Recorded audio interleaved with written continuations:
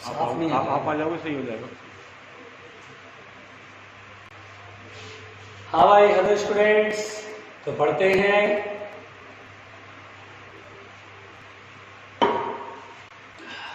चलो बेटा, तो जहां तक पढ़ाया था उसके आगे पढ़ते हैं बेटा। कल पोजीशन ऑफ फ्रिंजेज चल रहा था, शायद आपको याद होगा। तो पोजीशन ऑफ फ्रिंजेज में बेटा कल हम लोगों ने ये पढ़ा था, ध्यान दीजिएगा, position of maxima and minima, जिसे हम पोजीशन ऑफ फ्रिंजेज भी कहते हैं बेटा।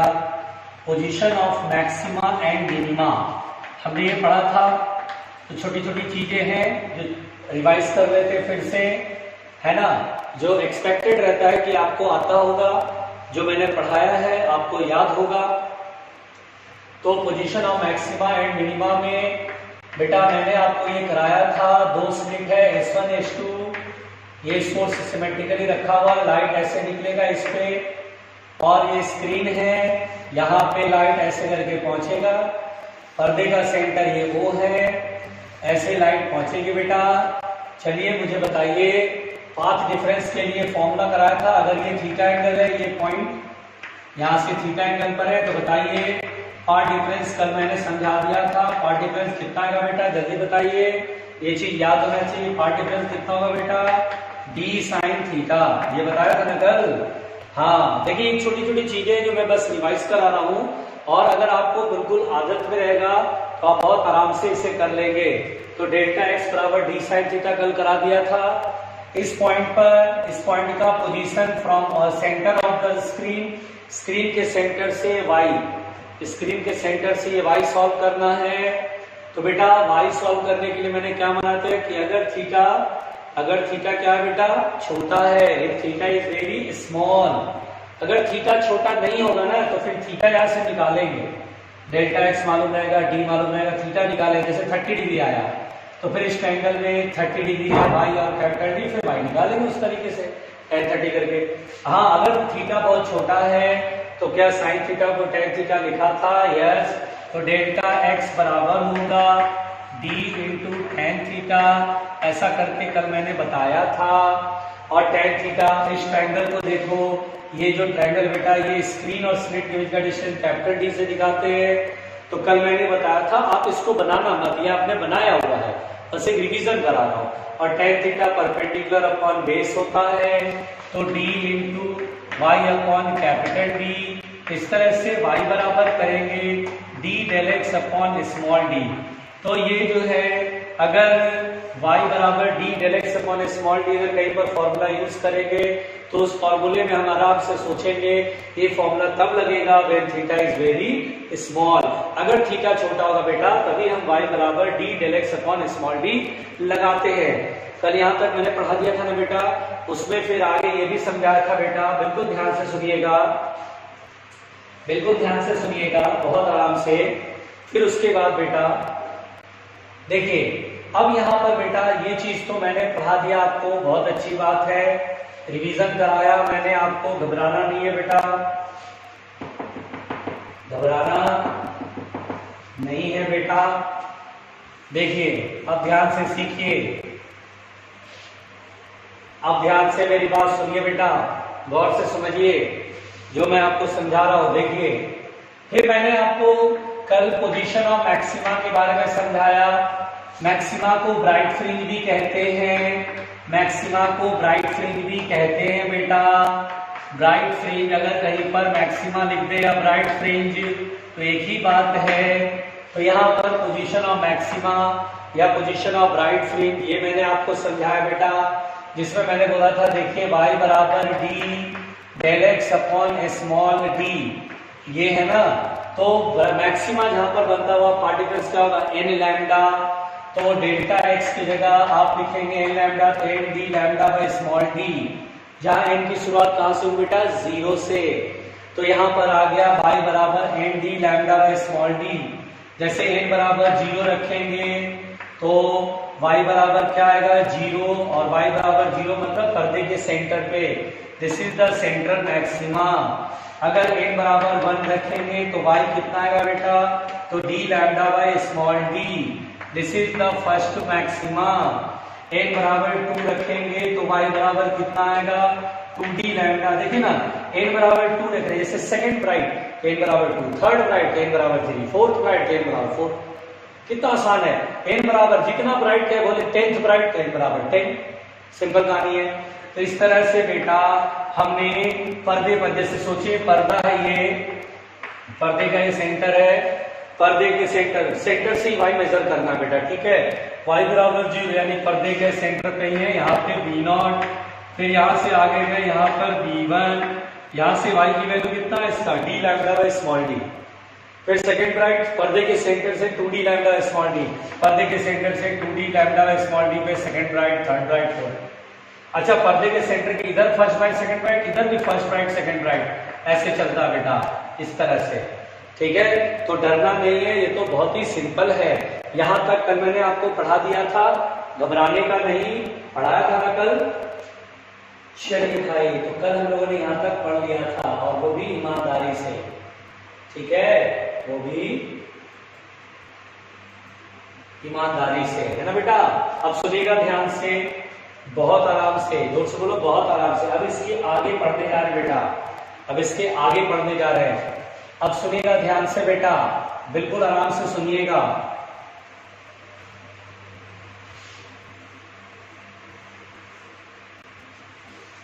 देखिए पोजीशन ऑफ मिनिमा पढ़ने जा रहे हैं। क्या पढ़ने जा रहे हैं बच्चों, पोजीशन ऑफ मिनिमा। मिनिमा को क्या बोलते हैं बेटा, डार्क फ्रिंज भी बोलते हैं। क्या बोलते हैं बेटा, डार्क फ्रिंज, डार्क फ्रिंज। घबराना नहीं, परेशान मत होना। तो पोजीशन ऑफ मिनिमा जिसे हम डार्क फ्रिंज कहेंगे, ठीक है।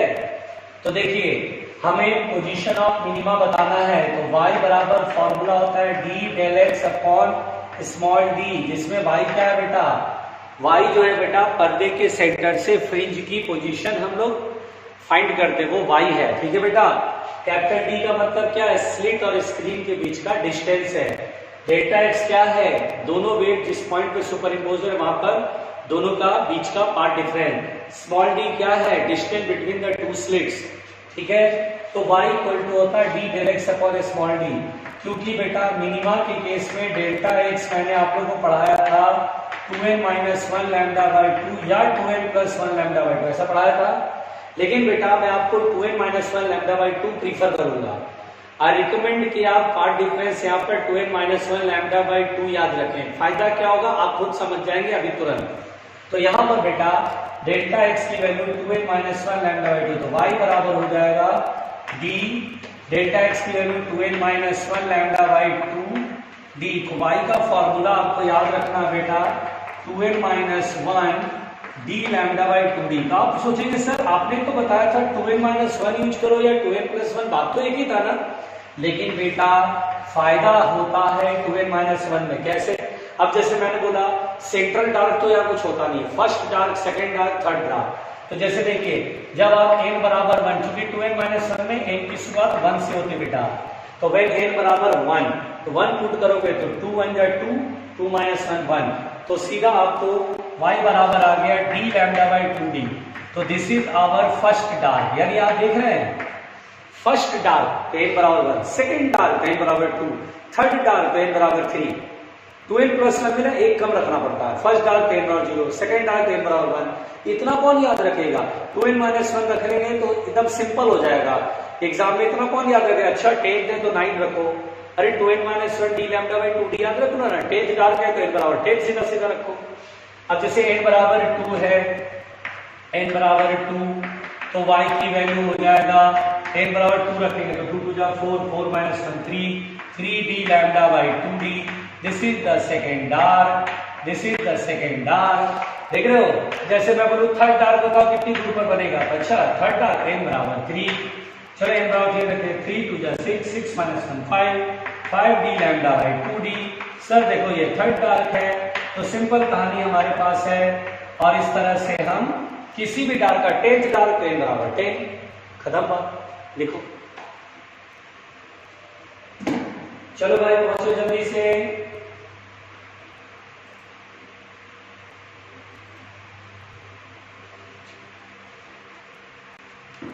जल्दी जल्दी।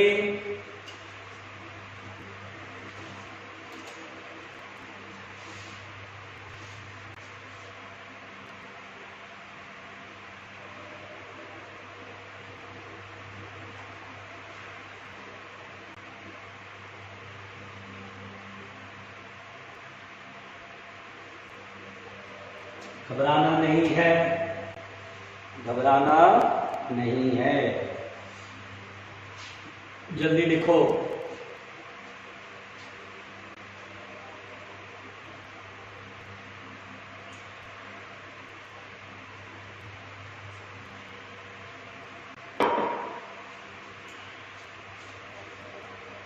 मिटा दे बच्चों, चलो मिलकर मिटाएं, चलो मिलकर मिटाएं।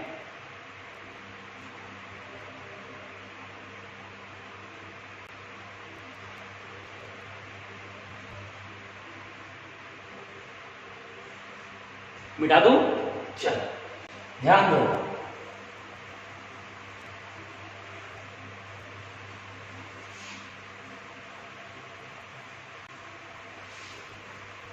देखिए अब यहां पर बेटा बहुत ध्यान से सुनिएगा। मैंने आपको पोजीशन ऑफ ब्राइट डार्क के पोजीशंस का फॉर्मूला मैंने करा दिया है। तो इंटरफेरेंस में फ्रॉम द स्टार्टिंग से लेके अभी तक के जर्नी में जो भी बातें बताया बेटा, पहली बार में ये नहीं समझ में आएगा, लेकिन एक दो बार आप रिवाइज करोगे ना तो थोड़ा सा आपके दिमाग में फिट होने लगेगा। ठीक है, इसलिए पैनिक मत होना, परेशान मत होना, बस एक दो बार कॉपी ढंग से पढ़ो, एक बार ठीक से देखो, आपको बहुत अच्छा लगेगा। परेशान हो जाओगे, आप पैनिक होकर छोड़ दोगे, बस रह जाएगा। पढ़ना तो आपको पड़ेगा, चाहे आज पढ़ो, चाहे कल पढ़ो, चाहे परसों पढ़ो, पढ़ना तो पड़ेगा, पढ़ना तो पड़ेगा।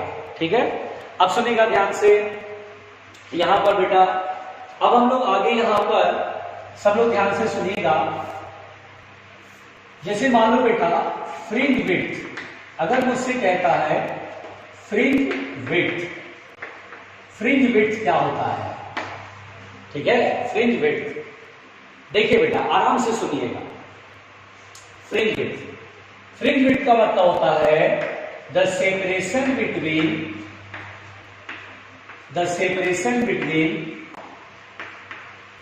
any two consecutive bright fringe, any two consecutive bright fringe or any two consecutive dark fringe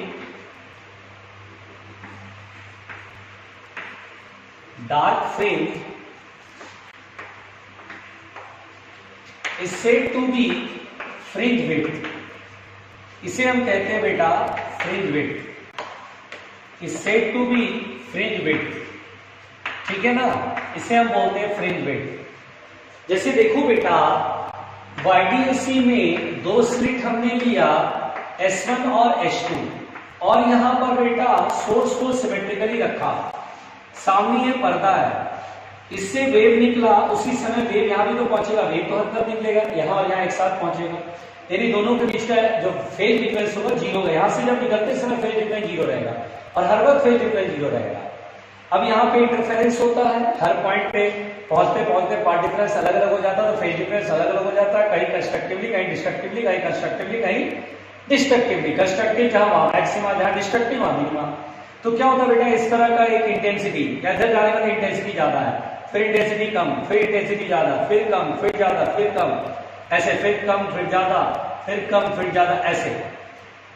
तो ये मैक्सिमा है, इसको बोलते हैं सेंट्रल मैक्सिमा, इसको बोलते हैं फर्स्ट डार्क, इसको बोलते हैं फर्स्ट ब्राइट, इसको बोलते हैं सेकेंड डार्क, इसको बोलते हैं फर्स्ट डार्क, इसको बोलते हैं फर्स्ट ब्राइट, फिर सेकेंड डार्क, सेकेंड ब्राइट, यही सीक्वेंस चलता रहता है बेटा। ठीक है, ये सेकेंड ब्राइट, यही सीक्वेंस चलता रहेगा। यहां पर बेटा कंजिक्यूटिव, दो कंजिक्यूटिव डार्क ले लो या दो कंजिक्यूटिव ब्राइट ले लो, ये वाला और ये वाला, इनके बीच के सेपरेशन को फ्रिंज विड्थ कहते हैं, बीटा से दिखाते हैं। किससे दिखाते हैं बेटा? बीटा से। तो फ्रिंज विड्थ चाहे दो कंजिक्यूटिव मिनिमा या दो कंजिक्यूटिव, कहीं भी दो कंजिक्यूटिव मिनिमा, दो कंजिक्यूटिव मिनिमा, दो कंजिक्यूटिव मिनिमा, या दो कंजिक्यूटिव ब्राइट, दो कंजिक्यूटिव ब्राइट, दो कंजिक्यूटिव ब्राइट, राइट मतलब मैक्सिमा, तो उसको बोलते हैं बेटा फ्रिंज विड्थ। बोलो क्लियर?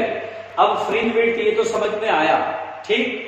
अब यहां पर फ्रिंज विड्थ का फॉर्मूला क्या होगा? तो सोचो बेटा जैसे क्या मैं बोल सकता हूँ, फ्रिंज विड्थ nth मैक्सिमा में से n-1th मैक्सिमा घटा दो, जैसे थर्ड ब्राइट में से सेकंड ब्राइट घटा लो। जैसे ये देखो बेटा सेकंड ब्राइट है, सेकंड ब्राइट में से फर्स्ट ब्राइट, सेकंड ब्राइट की पोजीशन यहां से यहां तक में से फर्स्ट ब्राइट की पोजीशन घटा लो, जो अंतर आएगा वही फ्रिंज विड्थ है। जैसे सेकंड ब्राइट का फ्रिंज पोजीशन जो भी है यहां से फर्स्ट ब्राइट का जो फर्स्ट ब्राइट का पोजीशन जो भी है, तो इतने में से इतना घटाएंगे तो फ्रिंज विड्थ निकल जाएगा। ये डाल कर ले सकते हो, कोई प्रॉब्लम थोड़ी ना है। तो यहां पर बेटा बहुत आराम से हमने कोई nth ब्राइट ले लिया, हमने कहा चलो यहां से nth कोई ब्राइट है, nth ब्राइट से पहले n-1th ब्राइट पड़े, nth मतलब जैसे 10, तो 10 के पहले 9, तो n-1, ठीक है ना। तो देखिए बेटा nth ब्राइट का पोजीशन का formula nd lambda by small d। जब मैं बोलूं ब्राइट तो nd lambda by small d में nth का मतलब n, फिर n-1th में n-1 रखेंगे, d lambda by d। Common क्या आएगा बेटा, तो d lambda by d common हो जाएगा, कॉमन ले लो, क्या अंदर बचेगा n-1 ब्रैकेट खोलेंगे तो -n+1, n से n कैंसिल, तो बीटा बराबर हो जाएगा d lambda by small d। तो फ्रिंज विड्थ का फॉर्मूला क्या था बच्चों, जल्दी बताओ, d lambda by small d। Capital D क्या बेटा, स्लिट और स्क्रीन के बीच का डिस्टेंस, लैम्डा क्या बेटा, वेवलेंथ, स्मॉल d क्या है, small d is the distance between the two slits. मैंने कई बार बताया बेटा स्मॉल d किस फॉर्मेट में रहेगा, मिलीमीटर में, और कैपिटल D मीटर में, और लैम्डा तो आप जानते हैं एंगस्ट्रम या नैनोमीटर में रहेगा। चलिए पहुंचे,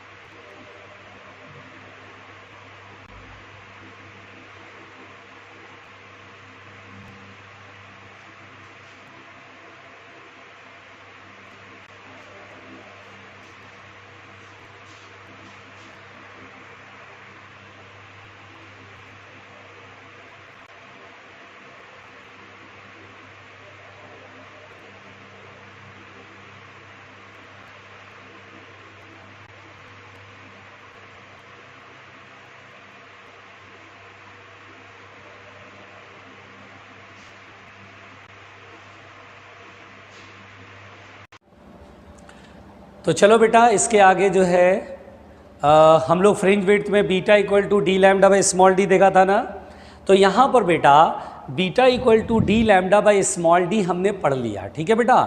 अब यहाँ पर बहुत आराम से सुनिएगा, हम लोग अब जो बातें बताऊँगा बेटा इससे आपको बहुत सारे न्यूमेरिकल बनेंगे, बहुत सारा फ़ायदा होने वाला, ठीक है। तो अब हम लोग ये चीज़ पढ़ते हैं।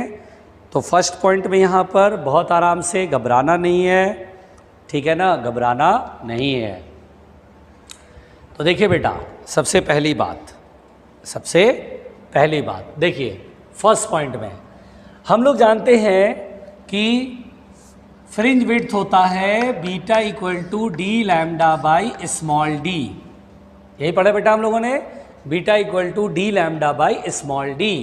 अच्छा भाई बीटा क्या बेटा, फ्रिंज विड्थ, डी क्या है तो distance of the screen from the slit, lambda क्या है वेवलेंथ, और स्मॉल डी क्या है distance between the two slits. Clear. चलो अगर कभी ऐसा बोलेगा कि इफ YDAC apparatus, अगर ये पूरा अरेंजमेंट बेटा YDAC apparatus dipped in a liquid या डिप्ड इन अ मीडियम, ये तो एयर में बात हो रही थी, apparatus is dipped in a medium of refractive index mu, medium of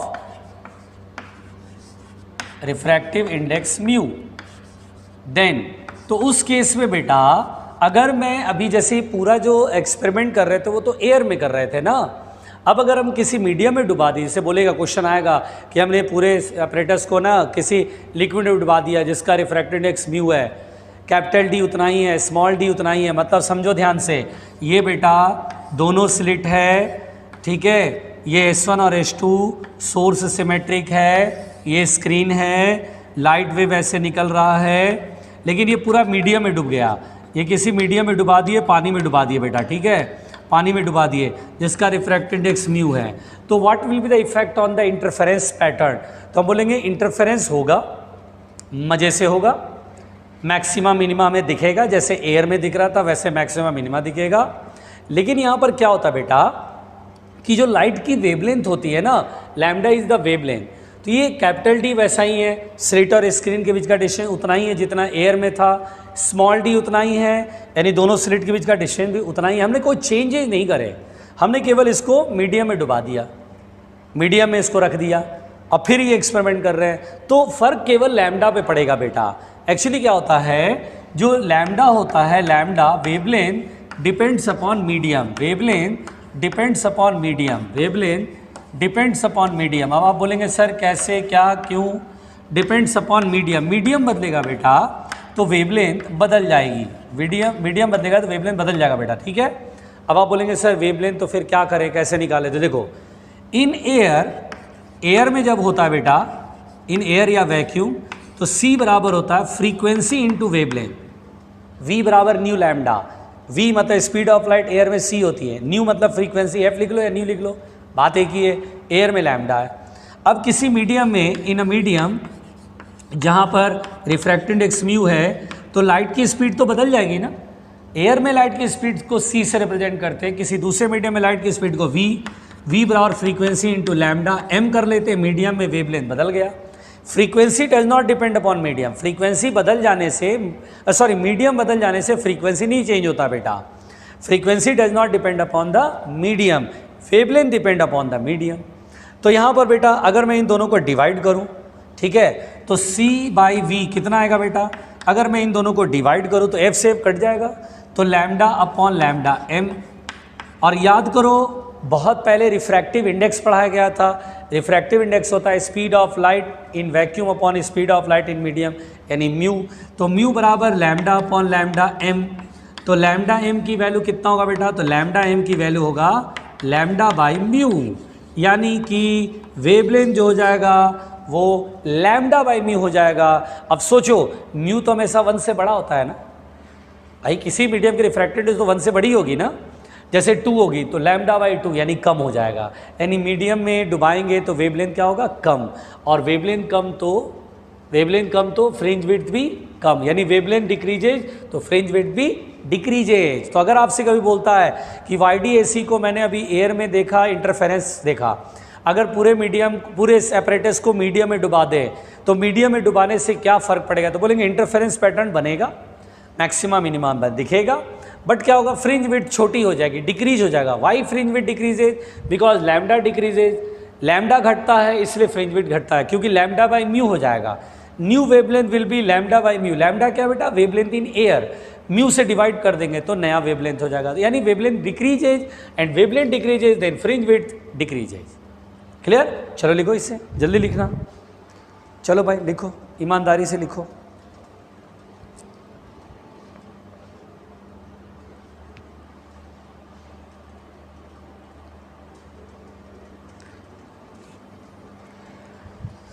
जल्दी लिखना बेटा।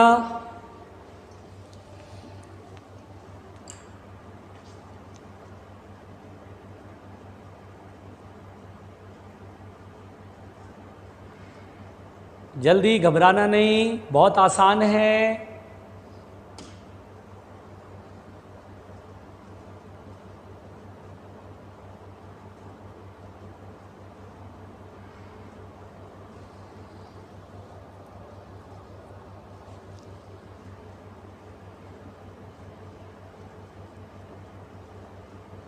ठीक, मिटा दूं?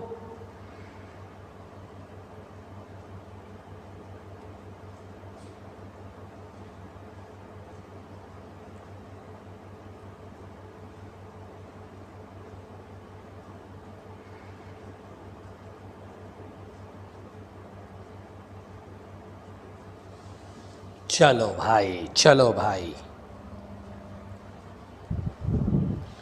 मिटा दे बेटा। चलो मिटाते हैं। तो बताओ यहाँ पर क्या समझा, लैम्डा डिक्रीज करेगा, that is lambda decreases, lambda decreases, lambda क्या होगा बेटा, decreases, so fringe width decreases, lambda decrease करेगा तो फ्रिंज विड्थ क्या होगा बेटा, डिक्रीज करेगा, फ्रिंज विड्थ डिक्रीजेज।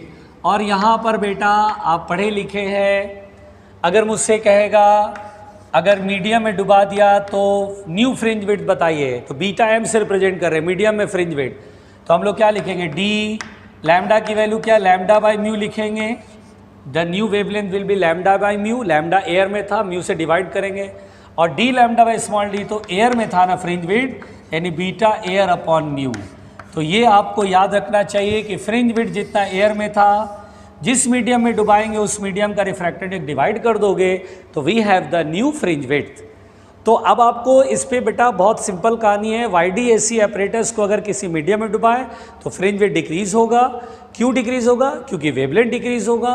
बताओ भाई न्यू फ्रिंज विड्थ कितनी होगी मीडियम में, तो बीटा एम बराबर क्या होगा, एयर में जितना फ्रिंज विड्थ था उसमें म्यू का डिवाइड कर देंगे, तो we have the new fringe width.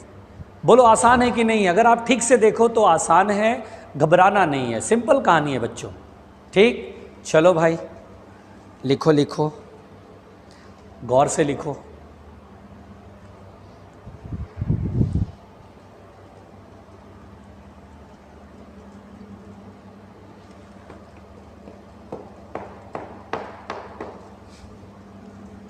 चलो मिलकर मिटाए, मिलकर मिटाएं।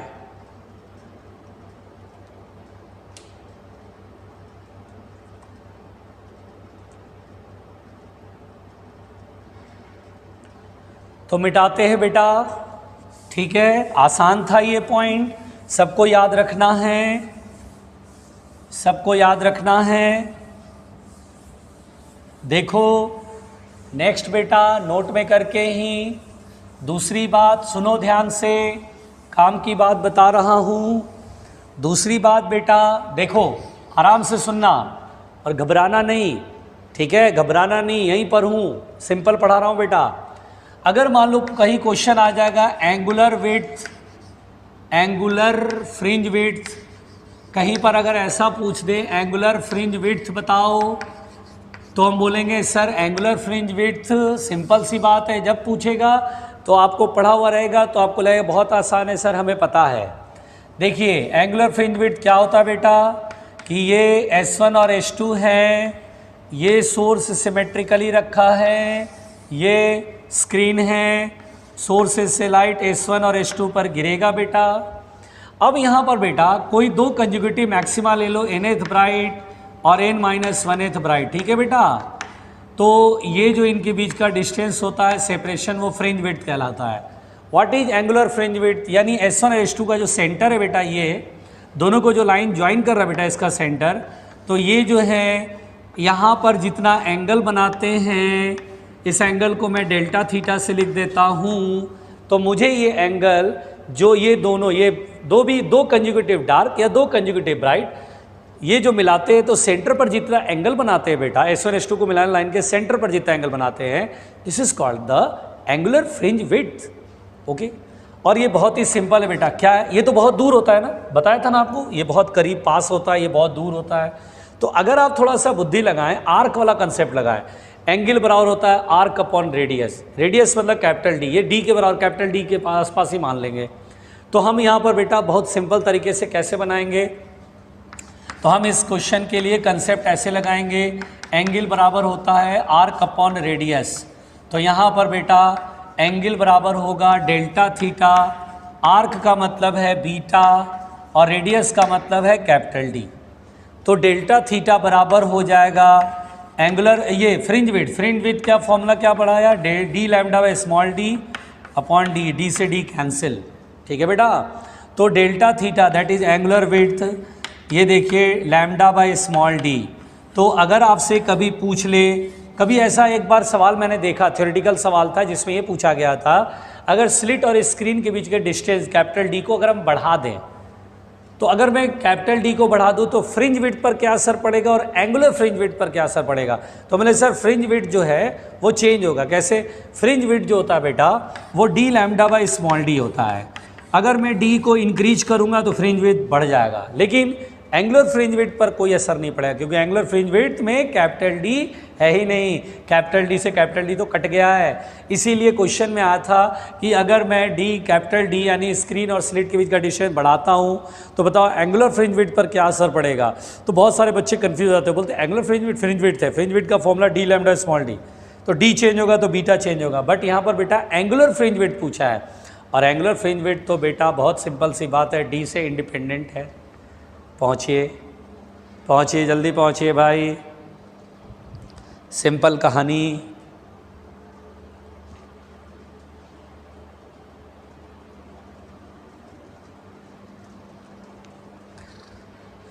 हाँ भाई, तो सिंपल पढ़ा रहा हूँ। सिंपल कुछ है नहीं, बहुत ज़्यादा इसमें रायता लफड़ा नहीं है बेटा। ध्यान से देखते रहो, सब सीख जाओगे, बहुत सिंपल होता है।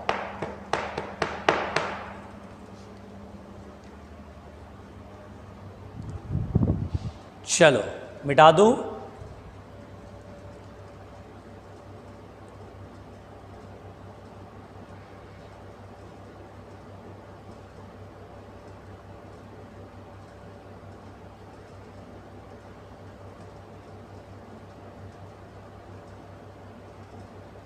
मिटा दो बच्चों।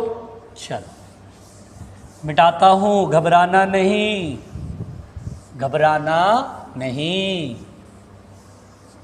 सिंपल कहानी है बच्चों, प्यारे उल्लुओं। अब देखो बेटा, अगर कहीं पर पूछ ले एंगुलर पोजीशन, क्या पूछ ले बेटा? एंगुलर पोजीशन ऑफ फ्रिंज, किसी फ्रिंज का एंगुलर पोजीशन पूछ ले। एंगुलर पोजीशन का मतलब क्या हो? जैसे बोलेगा फर्स्ट ब्राइट का एंगुलर पोजीशन बताओ, सेकेंड ब्राइट का एंगुलर पोजीशन बताओ, थर्ड डार्क का एंगुलर पोजीशन बताओ। तो बेटा ये बहुत ही सिंपल है ना, आपका पढ़ा हुआ रहेगा, क्वेश्चन आ गया, आप बड़ी आराम से बना डालोगे। बहुत आराम से सुनना। S1 से वेव S1 S2 पर गिरेगा, ठीक है। अब किसी फ्रिंज को देखें, यहाँ पर कोई फ्रिंज है तो यहाँ पर बेटा ये जो एंगल बनाता है परपेंडिकुलर बाइसेक्टर वाली लाइन से, इसी को बोलते हैं बेटा एंगुलर पोजीशन। अब सिंपल सी बात है, एंगुलर पोजीशन निकालना बेहद इजी है।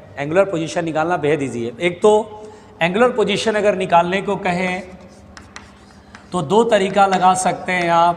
पहला तरीका एंगुलर पोजीशन के लिए आप डेल्टा x बराबर डी साइन थीटा, ये मैंने बताया पार्ट डिफरेंस, इसमें थीटा निकाल सकते हैं तो sine theta delta x upon D.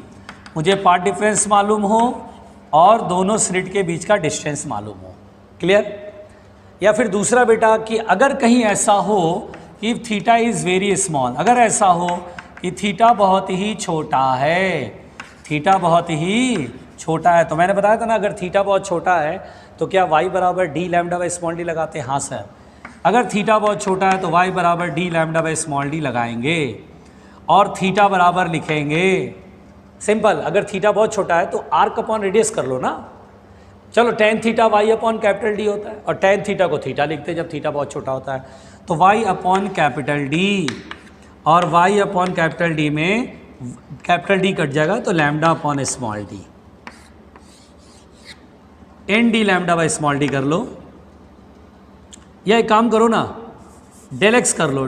Normal formula तो डी डेल एक्स होता है ना, सॉरी, जोर से बोलो बेटा सॉरी।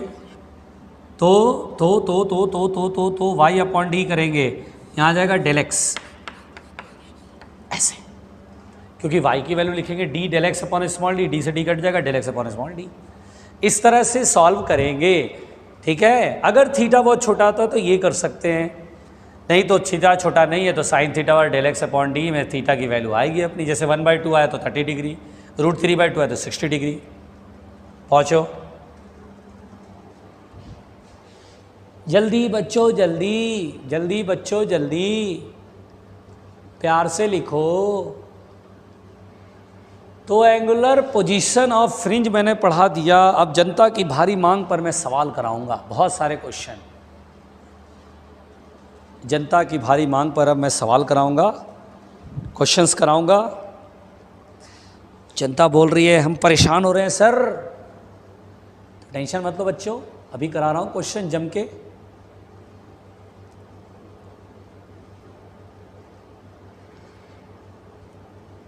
हो गया।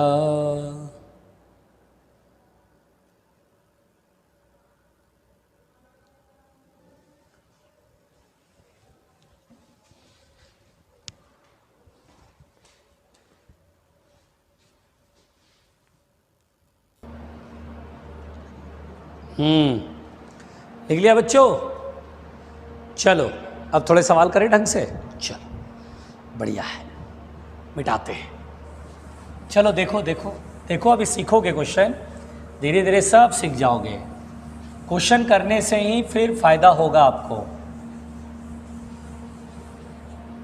देखो, घबराना नहीं, बस धैर्य रखना। देखो बेटा, क्वेश्चन करते हैं, जम के करते हैं, शर्माएंगे नहीं क्वेश्चन करने में, ठीक है बेटा? शर्माएंगे नहीं। चलिए भाई, हम लोग क्वेश्चन की बौछार लगा देंगे। जोर से बोलो, हम लोग क्वेश्चन की बौछार लगा देंगे। जैसे बेटा क्वेश्चन कह रहा है क्वेश्चन पढ़ लूँ, लिखाऊंगा नहीं, ठीक है ना? बहुत सारा लिखाना पड़ता है। If ratio of amplitudes of two interfering waves, यानी बेटा दो इंटरफेयर करने वाले वेव का एम्पलीट्यूड का रेशियो 3:5 है, A1 अपॉन A2 इज 3:5। तो कह रहा है कि find the ratio of intensity of maxima and minima in the interference pattern. तो find I max upon I minimum की वैल्यू पूछ रहा है। अगर कोई बच्चा अपनी तरफ से बनाना चाहता है तो मैं पूरा मौका दूंगा, आधा मिनट रुकूंगा। चलो बनाओ भैया, बनाओ, जल्दी बनाओ, आपकी ही बात कर रहा हूं। आपने बोला रुकने को, मैं रुक गया। हो गया? चलो ध्यान दो बेटा, A1 अपॉन A2 अगर 3/5 है तो आई मैक्स अपॉन आई मिनिमम। यहाँ पर क्या होता है बेटा कि मैंने आई मैक्स अपॉन आई मिनिमम का फॉर्मूला कराया था। आई max upon I minimum A1 plus A2 का whole square upon A1 minus A2 का होल स्क्वायर। तो A1 की वैल्यू देखो, रेशियो में अगर ऐसा है तो फिर 3 और 5 डायरेक्ट रख सकते हो। तो A1 की वैल्यू 3 + 5 और ये 3 - 5, ठीक है? 3 + 5 कितना होगा? 8। 8 का स्क्वायर 64 और 3 - 5 कितना होगा? 2। 2 का स्क्वायर 4 और 16 4 जा 64, तो 16:1 is the I max upon I minimum. बोलो कैसा लगा? सिंपल कहानी था, आप लोग बना नहीं पाए। चलो नेक्स्ट करते हैं, डरना नहीं बेटा। बताए? चलो पहले नोट कर लो इसे। चलो चलो नोट करो, जल्दी नोट करो, नोट करो जल्दी।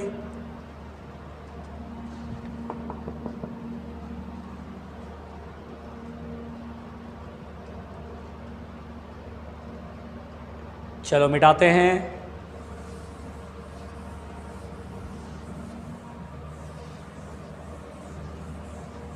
देखो नेक्स्ट क्वेश्चन, अभी सीखते जाओ बेटा।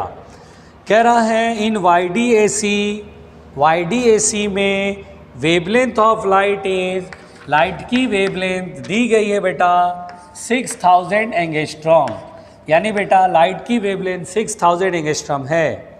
Then the phase difference between the light wave reaching the third bright fringe from the central fringe will be, मतलब पढ़ रहा है then what will be the, देखिए ऐसे बोला क्वेश्चन में, then what will be the phase difference,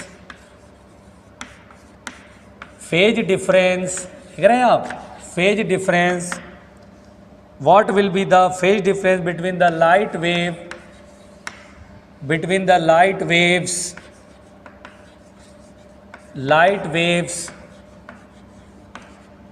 reaching the third bright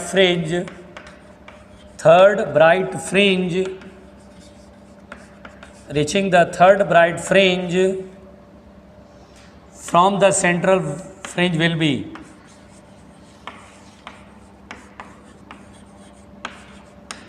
from the central fringe. Simple, इसमें कौन सी बड़ी बात है. हम बोलते हैं सर मैक्सिमा, देखो पहले समझ लो, what will be the phase difference between the light waves reaching the third bright fringe from the central bright fringe से कितना ज़्यादा उसका फेज डिफरेंस होगा. सिंपल. एक बात बताओ, क्या मैक्सिमा के लिए path difference, sorry phase difference कह रहा है ना, क्या फेज डिफरेंस 2n पाई मैंने पढ़ाया था बेटा. यस. जब आप n बराबर 0 लेते हो तो फाई 0 आएगा. This is the central maxima, central bright fringe. जब n बराबर 1 लेते हो तो फाई की वैल्यू आएगा 2 pi. This is the first maxima. n बराबर 2 लिखते हो, फेज डिफरेंस आएगा 2 2 जा 4 pi. This is the second maxima. n बराबर 3 रखते हो तो फाई इक्वल टू आएगा 6 pi. This is the third bright. आप तो सीधा बोल सकते सर थर्ड मैक्सिमा की बात कर रहा है, फेज डिफरेंस 2n पाई में n की वैल्यू 3 रखो ना, थर्ड मैक्सिमा का फेज डिफरेंस निकल जाएगा. तो बोलता है सेंट्रल मैक्सिमा तो 0 है और थर्ड मैक्सिमा 6 पाई है, तो कितना आ गए, तो 6 पाई का डिफरेंस है. तो हम बोलेंगे sir answer is 6 pi. This is our answer. Lambda का तो कोई यूज़ भी नहीं है सर, खामा जान देते हैं हम लोग. बोलो बच्चों कैसा लगा, समझ आया कि नहीं आया. बहुत आसान है, वेरी इजी. अगला सवाल, टेंशन नहीं लेने का बेटा. हो गया.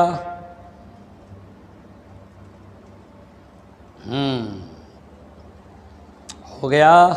चलो नेक्स्ट. पहले लिख लो जल्दी से लिखो.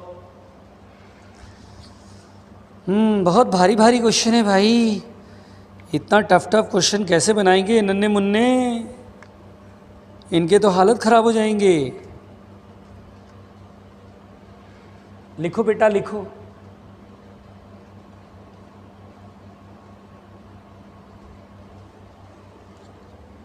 चलो मिलके मिटाएं,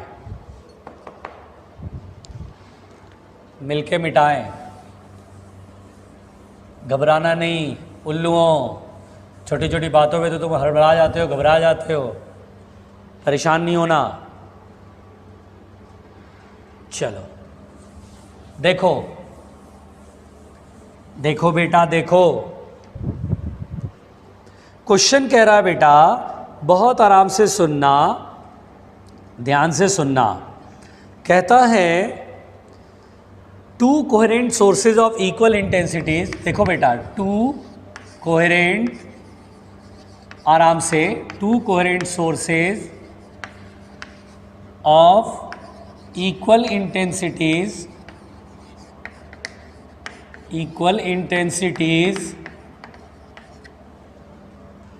produce a maximum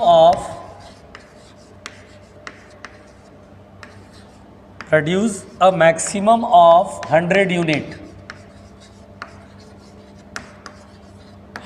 unit if the amplitude of, ध्यान से सुनते रहना, if the amplitude of one of the wave या one of the sources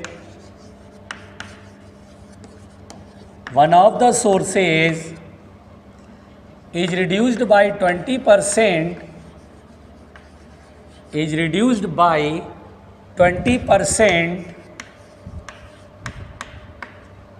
then find the maximum intensity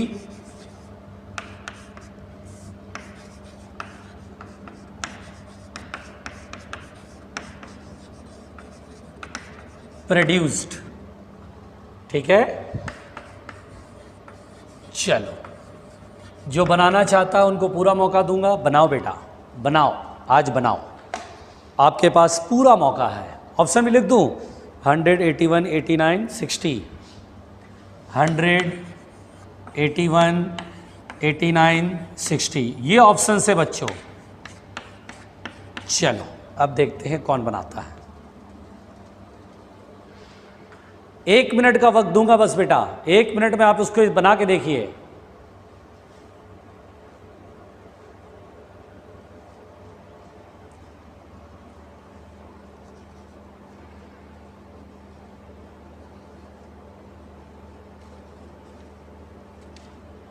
जल्दी।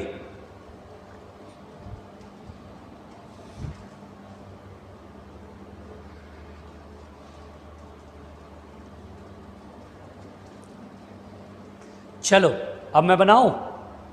देखो बेटा, 2 कोहेरेंट सोर्सेज है इक्वल इंटेंसिटी के। इक्वल इंटेंसिटी मतलब एम्पलीट्यूड भी इक्वल होगा। Yes, produce a maximum of 100 unit. तो देखिए मैक्सिमम इंटेंसिटी पहले, जब इंटेंसिटी दोनों वेव की, सोर्सेज से निकलने वाले वेव की इंटेंसिटी इक्वल है, तो ये आपको 100 यूनिट मिल रहा है, 100 यूनिट मिल रहा है। तो भैया हम लोग पढ़ते थे रूट I1 प्लस, यानी 4I0 लिख दूं, 4I0 which is equal to 100 unit. First equation कहता है if the amplitude of one of the source is reduced by 20%, अगर एक का एम्पलीट्यूड 20% डिक्रीज कर दें। सोचो बेटा, जैसे पहला सोर्स है, एक का एम्पलीट्यूड A नाउ, और एक का एम्पलीट्यूड 20% रिड्यूस कर दे, यानी 80% बचेगा, और A का 80% कितना होता है, 0.8A। बोलो क्लियर। तो हम लोग जानते हैं इंटेंसिटी का रेशियो एम्पलीट्यूड के स्क्वायर, तो जो सोर्सेज से जो इंटेंसिटी निकलेगी वो A स्क्वायर के प्रोपोर्शनल, तो A स्क्वायर अपॉन 0.8 का square 0.64 A square, A square से स्क्वायर कैंसिल, 100/64। क्लियर। तो अब जो मैक्सिमम इंटेंसिटी होगी, जरा ध्यान दीजिए बेटा, I1 अपॉन I2 इज 100/64। तो अब जो मैक्सिमम इंटेंसिटी होगी, जरा सोच के देखिए, I0 मैंने पहले वाले का इंटेंसिटी माना था, I0 मैंने पहले वाले का इंटेंसिटी माना था। तो जैसे जब A स्क्वायर है तो इनिशियली एम्पलीट्यूड A स्क्वायर, तो उस समय इंटेंसिटी I0, इसको I0 कर लो, ठीक है। तो I2 जो होगा, मतलब जो दूसरा सोर्स होगा, उसकी इंटेंसिटी I0 से कितना कम हो जाएगा, 64/100, 0.64 I0 नहीं आया। A एम्पलीट्यूड की इंटेंसिटी I0 है, इसकी एम्पलीट्यूड है तो इतनी है, तो इंटेंसिटी कितनी होगी, तो इनिशियल जो इसका A है तो इसका मतलब इंटेंसिटी I0 है, इसका चेंज हो गया क्योंकि एम्पलीट्यूड डिक्रीज किया, इसकी इंटेंसिटी मैंने I2 माना। A square 0.64 A square cut गया 100/64। अब I2 निकालना, I2 उठा के इधर 64 इधर 100 नीचे, 0.64 I0 निकल गया। तो अब मैक्सिमम इंटेंसिटी का फॉर्मूला कितना होगा, अब न्यू मैक्सिमम इंटेंसिटी हम लोग जानते हैं बेटा क्या होता है, √I1 प्लस √I2 का होल स्क्वायर, √I0, पहला तो I0 है, दूसरा कितना है 0.64 I0 है का होल स्क्वायर, यही ना होगा बेटा। चलो क्या √I0 कॉमन होगा तो I0 आ जाएगा, यस सर, 1 प्लस, ठीक है, I0 और √I0 कॉमन होके स्क्वायर है तो रूट हट के I0 आ जाएगा। क्लियर। अब ये 0.64 का स्क्वायर रूट कितना का, 0.8, 1.8 लिख दूं, अरे बोलो, अरे यार ये 0.64 का 0.8, 1.8 का होल स्क्वायर।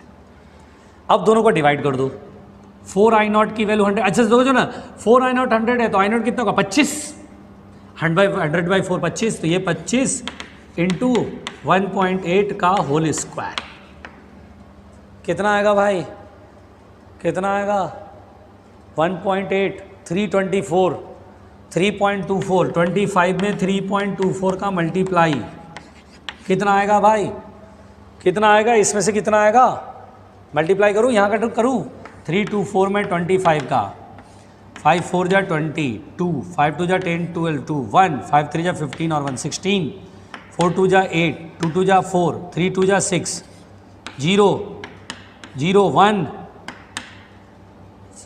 1, 2 डिजिट के बाद डेसिमल जो कि 3.24 है, 81, आंसर इज सेकंड। अरे नहीं आया, नहीं आया, बहुत पंगा है, नहीं बहुत पंगा है, गजब का पंगा है। पहले इंटेंसिटी दोनों की इक्वल है तो I0 और I0, तो मैक्सिमम इंटेंसिटी 4I0 पढ़ाया था जो कि 100 दिया हुआ है। फिर एक की तो एम्पलीट्यूड इंटेंसिटी उतनी रखा, मतलब एम्पलीट्यूड उतना ही, लेकिन दूसरे का 20% घटा देना मतलब 80% बच जाना। 80% मतलब 80/100 0.8 ना, 0.8 है। तो इसकी इंटेंसिटी कितनी हो जाएगी, इसकी आई नॉट है तो इसकी कितनी होगी, तो I proportional to A square, I naught upon I two बराबर ए स्क्वायर अपॉन इसका स्क्वायर करा, ए स्क्वायर कटा आई टू निकल गया।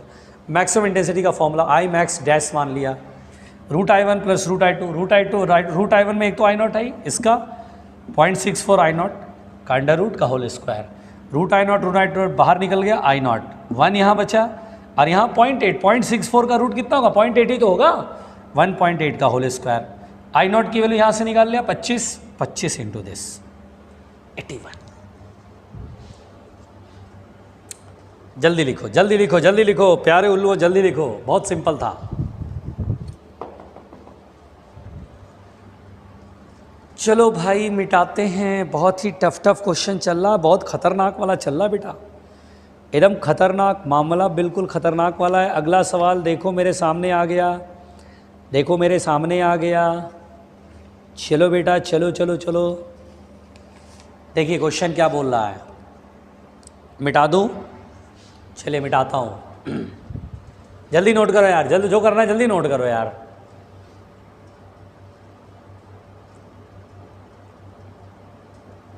चलो आओ मिलके मिटाएं, आओ मिलके मिटाएं।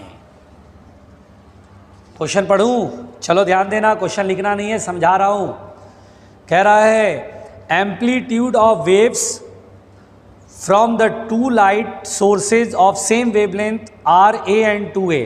मतलब बेटा पहले वेव का एम्पलीट्यूड है a, दूसरे वेव का एम्पलीट्यूड है 2a, और इनके बीच का phase difference have a phase difference of pi between them. तो बोलता है the minimum intensity of light will be, और फेज डिफरेंस बोलता है पाई है, तो फाइंड मिनिमम।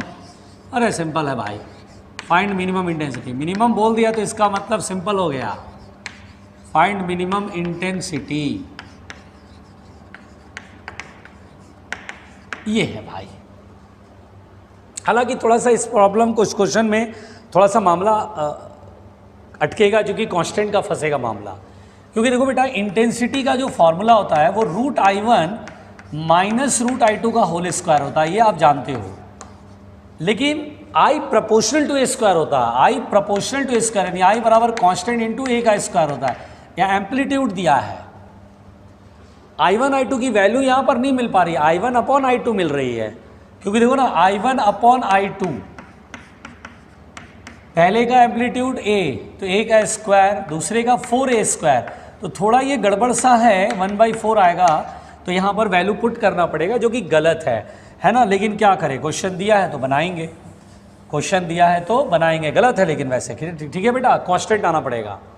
क्योंकि आप रूट आई वन की वैल्यू क्या लिखा, आई वन की वैल्यू 1 रखेंगे क्या, गलत बात है ना, रेशियो है ना, 1/4 आ रहा है, तो आई वन की वैल्यू जरूरी थोड़ी ना 1 हो। ये हो सकता है 2 हो जाए और ये 8 हो जाए तो भी 1/4 हो जाएगा, कुछ भी हो सकता था ना, लेकिन गलत बनाया है, फिर भी बना देते हैं। आई वन की वैल्यू 1, ठीक है। ऑप्शन में ए स्क्वायर के टर्म्स में दे रहा है, minimum intensity of light A square के टर्म्स में दे रहा है, मतलब स्मॉल ए के टर्म्स में दे रहा बेटा, ठीक है। कैसे करूं कैसे करूं कैसे करूं कैसे करूं कैसे करूं कैसे करूं कैसे करूं, जोर से बोलो कैसे करूं कैसे करूं। एक काम कर सकते हैं, जोर से बोलो, एक काम कर सकते हैं। क्या मैं यहाँ पर इधर से ना चल के ए स्क्वायर के टर्म में, स्मॉल ए के टर्म्स में बेटा, क्या मैं ऐसा कर सकता हूँ, आई वन की value under root A square होता है, under root A two square, हालांकि गलत है, के आना चाहिए, के नहीं दिया है, गलत बात है, का होल स्क्वायर, ए वन की वैल्यू ए स्क्वायर दी है, मतलब ए रखना है, under root A square minus A two की वैल्यू 2a का square 4a square, A square का रूट ए, यहाँ भी ए बाहर आएगा, ए स्क्वायर 1 माइनस रूट 4 का 2, और ये 1 में से 2 गया तो -1 का स्क्वायर इज द 1, इसका मतलब आंसर ए स्क्वायर। लेकिन ये गलत है, बोलो गलत क्यों नहीं है? यस, क्योंकि I is directly proportional to A square, not equal to A square. Constant आ जाएगा बेटा, ये कांस्टेंट नहीं दिया है, लेकिन ऑप्शन मिलाने के लिए हम बोलेंगे ए स्क्वायर आंसर होगा। मिला लेता हूँ, चलो देखो भाई 12 का सी है कि नहीं है, गलत बनाया कि सही बनाया पता नहीं, अभी चेक हो जाएगा, अभी चेक हो जाएगा। लेवल 1 12 का सी, सी बिल्कुल सही बात है, सी आंसर, लेकिन गलत है, मैं इसे एग्री नहीं करता हूं, मैं इसे एग्री नहीं करता हूं। चलिए अगला क्वेश्चन बनाते हैं, बड़े ही प्यार से, बड़े ही प्यार से। देखो बेटा, एक क्वेश्चन मैं बता रहा हूं, ध्यान से सुनना। कोई लिखे लिखेगा तो लिख लो भाई, लिख लो। 30 सेकंड का टाइम दिया, जल्दी लिख लो।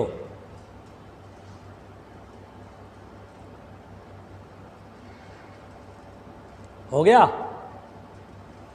चलो ध्यान दो। देखो यहां पर बेटा लिखा है 4 इंडिपेंडेंट वेव्स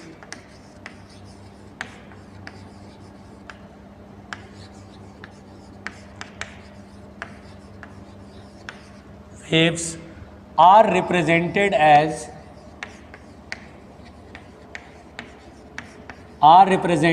as और बोला है first y1 equal to a1 sine omega t, दूसरा बोला है y2 equal to a2 sine omega t, तीसरा बोला है y3 equal to a3 cos omega t, fourth बोला है y4 equal to a4 sine omega t plus pi by 3। अब देखो ना ऑप्शन क्या बनाया है, ठीक है, सुनना। Then the waves for which phenomenon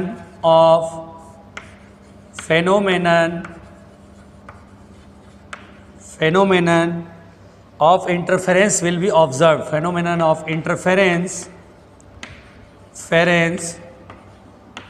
will be observed are। आराम से सुनना। पहला ऑप्शन है फर्स्ट एंड थर्ड, दूसरा ऑप्शन है first and four, third option है बेटा ऑल, और डी ऑप्शन है बेटा नन। अब बोलो आप कौन सा ऑप्शन लगाओगे, जल्दी बताओ। ये थ्योरेटिकल क्वेश्चन है, इसका जवाब क्या दोगे? ए बी सी डी में कौन सा जवाब दोगे? इंटरफेरेंस के लिए बेटा फ्रीक्वेंसी सेम होनी चाहिए और phase difference should be constant, उनके बीच का फेज डिफरेंस कांस्टेंट होना चाहिए। जल्दी बताओ क्या होगा। आपके पास आधे सेकंड का वक्त है, सॉरी आधा सेकंड तो बहुत कम हो गया, 10 सेकंड का वक्त है। चलो 10 सेकंड।